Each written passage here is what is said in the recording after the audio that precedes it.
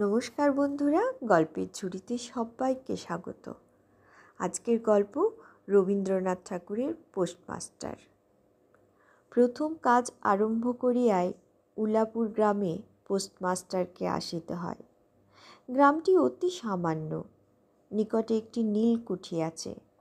তাই কুঠির সাহেব অনেক জোগাড় করিয়া এই নতুন পোস্ট অফিস স্থাপন করাইয়াছে। আমাদের পোস্টমাস্টার কলিকাতার ছেলে। জলের মাছকে ডাঙায় তুলিলে যেরকম হয়, এই গণ্ডগ্রামের মধ্যে আসিয়া পোস্টমাস্টারেরও সেই দশা উপস্থিত হইয়াছে। একখানি অন্ধকার আটচালার মধ্যে তাহার আপিস, অদূরে একটি পানা পুকুর এবং তাহার চারিপাড়ে জঙ্গল। কুঠির গোমস্তা প্রভৃতি যে সকল কর্মচারী আছে, তাহাদের ফুরসত প্রায় নাই এবং তাহারা ভদ্রলোকের সহিত মিশিবার উপযুক্ত নহে। বিশেষত কলিকাতার ছেলে ভালো করিয়া মিশিতে জানে না। অপরিচিত স্থানে গেলে হয় উদ্ধত নয় অপ্রতিভ হইয়া থাকে। এই কারণে স্থানীয় লোকের সহিত তাহার মেলামেশা হয়ে ওঠে না। অথচ হাতে কাজ অধিক নাই। কখনো কখনো দুটো একটা কবিতা লিখিতে চেষ্টা করেন। তাহাতে এমন ভাব ব্যক্ত করিয়াছেন যে সমস্ত দিন তরুপল্লবের কম্পন এবং আকাশের মেঘ দেখিয়া জীবন বড় সুখে কাটিয়া যায়। কিন্তু অন্তর্যামী জানেন, যদি আরব্য উপন্যাসের কোনো দৈত্য আসিয়া এক রাত্রের মধ্যে এই শাখা পল্লব সমেত সমস্ত গাছগুলো কাটিয়া পাকা রাস্তা বানাইয়া দেয় এবং সারি সারি অট্টালিকা আকাশের মেঘকে দৃষ্টিপথ হইতে রুদ্ধ করিয়া রাখে, তাহা হইলে এই আদমরা ভদ্র সন্তানটি পুনশ্চ নবজীবন লাভ করিতে পারে। পোস্টমাস্টারের বেতন অতি সামান্য, নিজে রাঁধিয়া খাইতে হয় এবং গ্রামের একটি পিতৃমাতৃহীন অনাথা বালিকা তাহার কাজকর্ম করিয়া দেয়, চারিটি চারিটি খাইতে পায়। মেয়েটির নাম রতন, বয়স 12-13। বিবাহের বিশেষ সম্ভাবনা দেখা যায় না। সন্ধ্যার সময় যখন গ্রামের গোয়াল ঘর হইতে ধূম কুণ্ডলায়িত হইয়া উঠিত, ঝোপে ঝোপে ঝিল্লি ডাকিত, দূরে গ্রামের নেশাখোর বাউলের দল খোল করতাল বাজাইয়া উচ্চৈঃস্বরে গান জুড়িয়া দিত, যখন অন্ধকার দাওয়ায় একলা বসিয়া গাছের কম্পন দেখিলে কবি হৃদয়েও ঈষৎ হৃদকম্প উপস্থিত হইত, তখন ঘরের কোণে একটি ক্ষীণ শিখা প্রদীপ জ্বালিয়া পোস্টমাস্টার ডাকিতেন, রতন। রতন দ্বারে বসিয়া এই ডাকের জন্য অপেক্ষা করিয়া থাকিত, কিন্তু এক ডাকেই ঘরে আসিত না। বলিত, কি গো বাবু, কেন ডাকছ? পোস্টমাস্টার, তুই কি করছিস? রতন, এখনই চুলো ধরাতে যেতে হবে হেঁসেলের। পোস্টমাস্টার, তোর হেঁসেলের কাজ পরে হবে, এখন একবার তামাকটা সেজে দে তো। অনতি বিলম্বে দুটি গাল ফুলাইয়া কলিকায় ফু দিতে দিতে রতনের প্রবেশ। হাত হইতে কলিকাটা লইয়া পোস্টমাস্টার ফস করিয়া জিজ্ঞাসা করেন, আচ্ছা রতন, তোর মাকে মনে পড়ে? সে অনেক কথা, কতক মনে পড়ে, কতক মনে পড়ে না। মায়ের চেয়ে বাপ তাহাকে বেশি ভালোবাসিত। বাপকে অল্প অল্প মনে আছে। পরিশ্রম করিয়া বাপ সন্ধ্যাবেলায় ঘরে ফিরিয়া আসিত, তাহারই মধ্যে দৈবাৎ দুটি একটি সন্ধ্যা তাহার মনে পরিষ্কার ছবির মতো অঙ্কিত আছে। এই কথা হইতে হইতে ক্রমে রতন পোস্টমাস্টারের পায়ের কাছে মাটির উপর বসিয়া পড়িত। মনে পড়িত তাহার একটি ছোট ভাই ছিল। বহু পূর্বেকার বর্ষার দিনে একদিন একটা ডোবার ধারে দুইজনে মিলিয়া গাছের ভাঙা ডালকে চিপ করিয়া মিছামিছি মাছ ধরা খেলা করিয়াছিল। অনেক গুরুতর ঘটনার চেয়ে সেই কথাটাই তাহার মনে বেশি উদয় হইত। এইরূপ কথা প্রসঙ্গে মাঝে মাঝে বেশি রাত হইয়া যাইত। তখন আলস্যক্রমে পোস্টমাস্টারের আর রাঁধিতে ইচ্ছা করিত না। সকালের বাসি ব্যঞ্জন থাকিত এবং রতন তাড়াতাড়ি উনান ধরাইয়া খানকয়েক রুটি সেকিয়া আনিত। তাহাতেই উভয়ের রাত্রের আহার চলিয়া যাইত। একদিন সন্ধ্যাবেলায় সেই বৃহৎ আটচালার কোণে আপিসের কাঠের চৌকির উপর বসিয়া পোস্টমাস্টারও নিজের ঘরের কথা পাড়িতেন। ছোট ভাই, মা এবং দিদির কথা, প্রবাসে একলা ঘরে বসিয়া যাহাদের জন্য হৃদয় ব্যথিত হইয়া উঠিত তাহাদের কথা। যে সকল কথা সর্বদাই মনে উদয় হয়, অথচ নীলকুঠির গোমস্তাদের কাছে যাহা কোনো মতেই উত্থাপন করা যায় না, সেই কথা একটি অশিক্ষিতা ক্ষুদ্র বালিকাকে বলিয়া যাইতেন। কিছুমাত্র অসঙ্গত মনে হইত না। অবশেষে এমন হইল, বালিকা কথোপকথনকালে তাহার ঘরের লোকদিগকে মা, দিদি, দাদা বলিয়া চিরপরিচিতের ন্যায় উল্লেখ করিত। এমনকি তাহার ক্ষুদ্র হৃদয়পটে বালিকা তাহাদের কাল্পনিক মূর্তিও চিত্রিত করিয়া লইয়াছিল। একদিন বর্ষাকালে মেঘমুক্ত দ্বিপ্রহরে ঈষৎ তপ্ত সুকোমল বাতাস দিতেছিল। রৌদ্রে ভিজা ঘাস এবং গাছপালা হইতে এক প্রকার গন্ধ উত্থিত হইতেছিল। মনে হইতেছিল যেন ক্লান্ত ধরণীর উষ্ণ নিঃশ্বাস গায়ের উপর আসিয়া লাগিতেছে এবং কোথাকার এক নাছোড়বন্দা পাখি তাহার একটানা সুরের নালিশ সমস্ত দুপুরবেলা প্রকৃতির দরবারে অত্যন্ত করুণ স্বরে বার আবৃত্তি করিতেছিল। পোস্টমাস্টারের হাতে কাজ ছিল না। সেদিনকার বৃষ্টি ধৌত মসৃণ চিক্কণ তরুপল্লবের হিল্লোল এবং পরাভূত বর্ষার ভগ্নাবশিষ্ট রৌদ্রশুভ্র স্তূপাকার মেঘস্তর বাস্তবিকই দেখিবার বিষয় ছিল।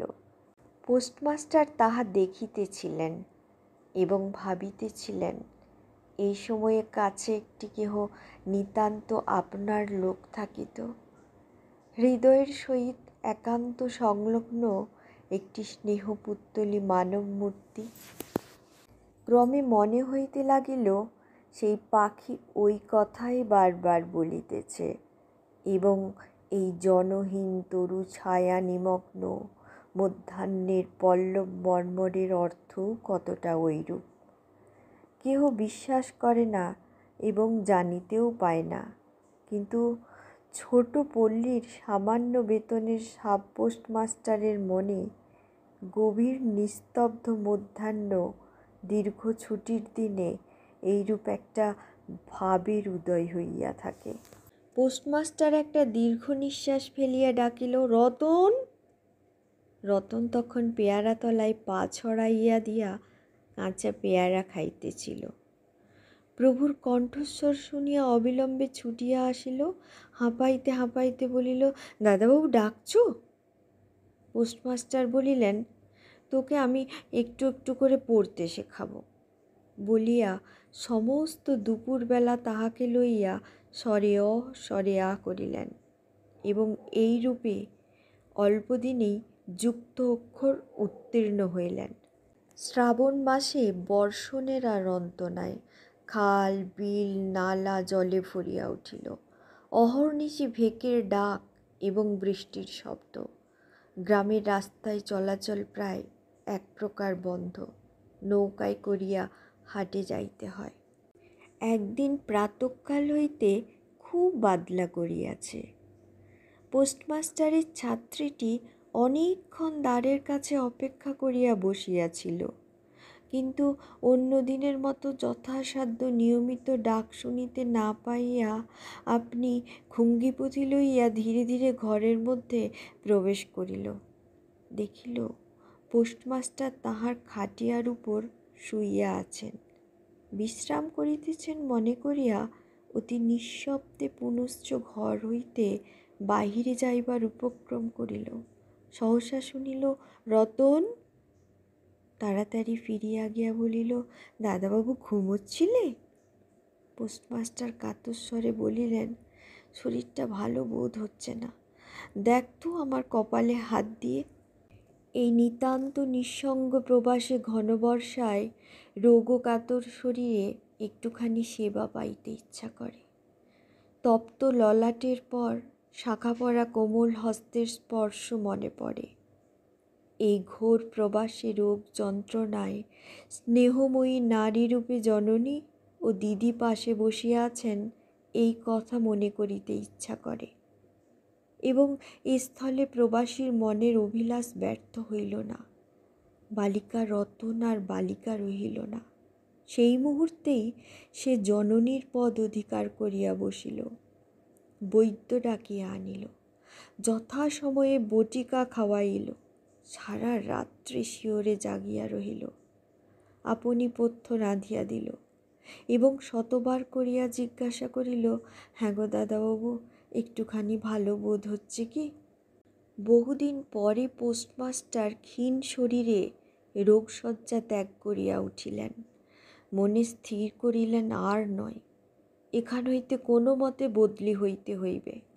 স্থানীয় অস্বাস্থ্যের উল্লেখ করিয়া তৎক্ষণাৎ কলিকাতায় কর্তৃপক্ষদের নিকট বদলি হইবার জন্য দরখাস্ত করিলেন।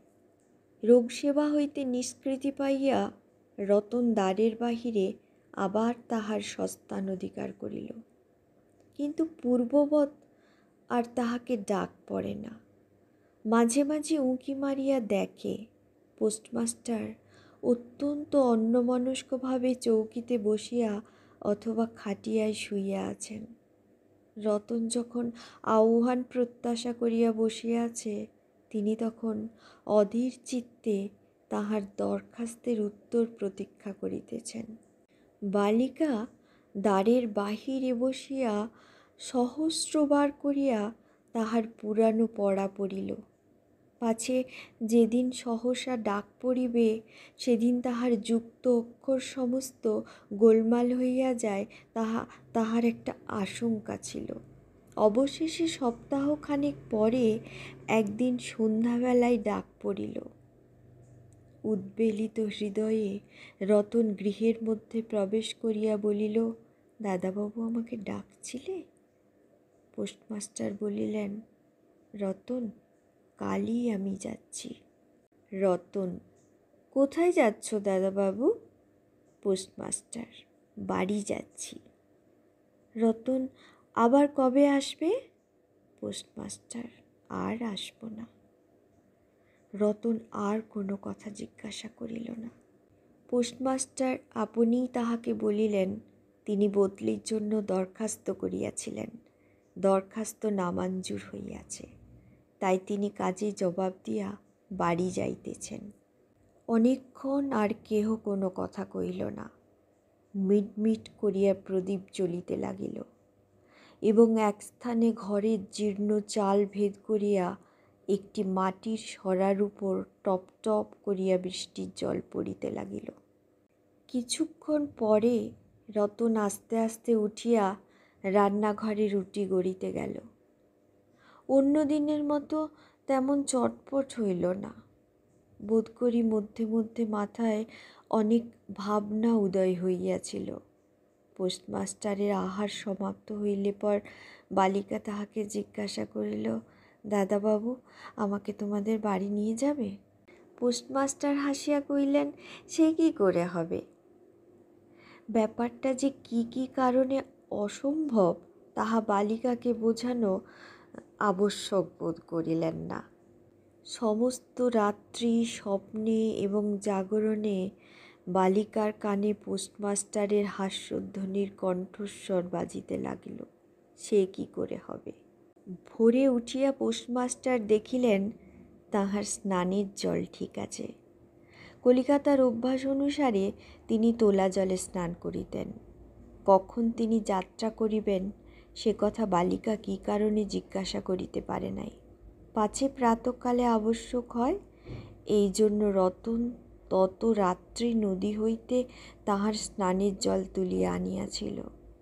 স্নান সমাপন হইলে রতনের ডাক পড়িল। রতন নিঃশব্দে গৃহে প্রবেশ করিল এবং আদেশ প্রতীক্ষায় একবার নীরবে প্রভুর মুখের দিকে চাহিল। প্রভু কহিলেন, রতন, আমার জায়গায় যে লোকটি আসিবেন তাকে বলে দিয়ে যাব তিনি তোকে আমারই মতো যত্ন করবেন। আমি যাচ্ছি বলে তোকে কিছু ভাবতে হবে না। এই কথাগুলি যে অত্যন্ত স্নেহগর্ভ এবং দয়ার্দ্র হৃদয় হইতে উত্থিত সে বিষয়ে কোনো সন্দেহ নাই। কিন্তু নারী হৃদয় কে বুঝিবে? রতন অনেক দিন প্রভুর অনেক তিরস্কার নীরবে সহ্য করিয়াছে, কিন্তু এই নরম কথা সইতে পারিল না। একেবারে উচ্ছ্বসিত হৃদয়ে কাঁদিয়া উঠিয়া কহিল, না না না, তোমাকে কাউকে কিছু বলতে হবে না, আমি থাকতে চাই না। পোস্টমাস্টার রতনের এরূপ ব্যবহার কখনো দেখেন নাই, তাই অবাক হইয়া রইলেন। নতুন পোস্টমাস্টার আসিল। তাহাকে সমস্ত চার্জ বুঝাইয়া দিয়া পুরাতন পোস্টমাস্টার গমনোন্মুখ হইলেন। যাইবার সময় রতনকে ডাকিয়া বলিলেন, রতন, তোকে আমি কখনো কিছু দিতে পারিনি, আজ যাবার সময় তোকে কিছু দিয়ে গেলুম, এতে তোর দিন কয়েক চলবে। কিছু পথখরচা বাদে তাহার বেতনের যত টাকা পাইয়াছিলেন পকেট হইতে বাহির করিলেন।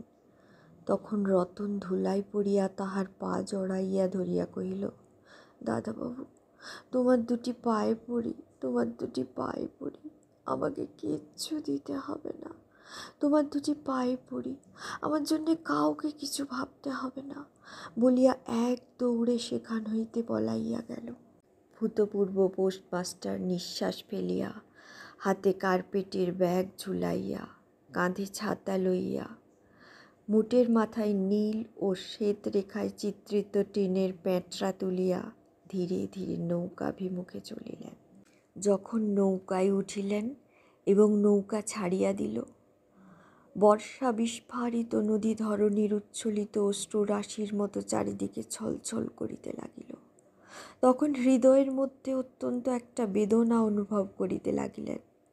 একটি সামান্য গ্রাম্য বালিকার করুণ মুখচ্ছবি যেন এক বিশ্বব্যাপী বৃহৎ অব্যক্ত মর্ম ব্যথা প্রকাশ করিতে লাগিল।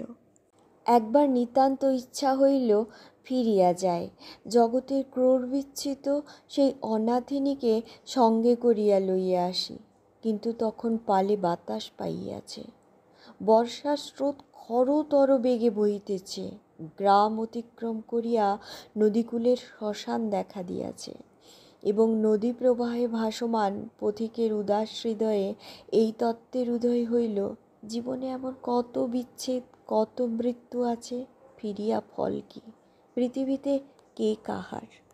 কিন্তু রতনের মনে কোনো তত্ত্বের উদয় হইল না। সে সেই পোস্ট অফিস ঘরের চারিদিকে কেবল অশ্রুজলে ভাসিয়া ভাসিয়া ঘুরিয়া বেড়াইতেছিল। বোধ করি তাহার মনে ক্ষীণ আশা জাগিতেছিল, দাদাবাবু যদি ফিরিয়া আসে। সেই বন্ধনে পড়িয়া কিছুতেই দূরে যাইতে পারিতেছিল না। হায় বুদ্ধিহীন মানব হৃদয়, ভ্রান্তি কিছুতেই ঘোচে না। যুক্তিশাস্ত্রের বিধান বহু বিলম্বে মাথায় প্রবেশ করে। প্রবল প্রমাণকেও অবিশ্বাস করিয়া মিথ্যা আশাকে দুই বাহু পাশে বাঁধিয়া বুকের ভিতরে প্রাণপণে জড়াইয়া ধরা যায়। অবশেষে একদিন সমস্ত নাড়ি কাটিয়া হৃদয়ের রক্ত শুষিয়া সে পলায়ন করে। তখন চেতনা হয় এবং দ্বিতীয় ভ্রান্তিবাসে পড়িবার জন্য চিত্ত ব্যাকুল হইয়া ওঠে। আজকের মতো এখানেই বিদায় নিচ্ছি। সবাই সুস্থ থেকো, ভালো থেকো। দেখা হচ্ছে পরের দিন নতুন কোনো গল্পের সঙ্গে। টাটা।